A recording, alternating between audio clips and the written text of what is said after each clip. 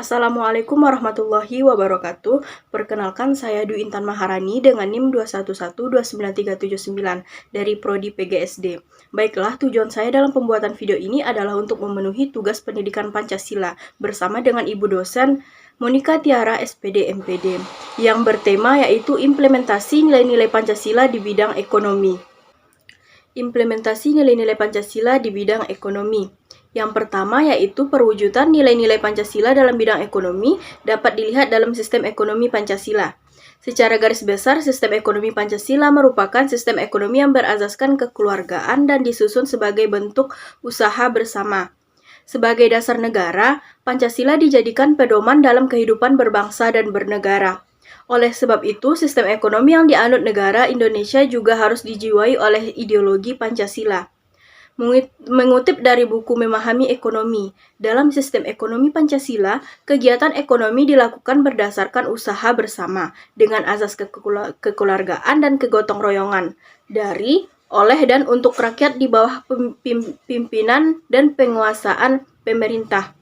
Sistem ekonomi ini diharapkan tidak hanya menguntungkan segelintir pihak pemilik modal, tetapi juga masyarakat Indonesia secara keseluruhan. Sistem ini memberikan kebebasan berusaha kepada masyarakat, namun dengan batas dan syarat tertentu. Usaha swasta dan negara tumbuh berdampingan secara seimbang. Yang kedua yaitu penerapan nilai Pancasila pada bidang ekonomi. Sistem ekonomi yang ada di Indonesia dikembangkan dengan didasari oleh nilai-nilai Pancasila. Hal itu bisa kita lihat dalam Undang-Undang 1945 Pasal 33 mengenai landasan operasional sistem ekonomi yang diantaranya berisi yang pertama, menyusun perekonomian sebagian usaha bersama dengan didasari oleh asas kekeluargaan. Yang kedua, cabang produksi yang penting bagi negara dan hidup orang banyak dikuasai dengan negara. Yang ketiga, kekayaan bumi, air, dan alam dikuasai oleh negara untuk kemakmuran rakyat. Meski ada sebagai wujud sistem ekonomi yang terpengaruh dari asing, tetapi masih bisa dikembangkan karena masih memegang nilai-nilai Pancasila.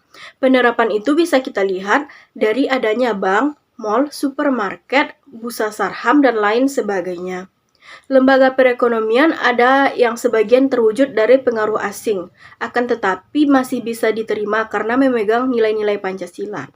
Baiklah, sekian video yang dapat saya sampaikan. Jika ada salah, saya mohon maaf. Wassalamualaikum warahmatullahi wabarakatuh.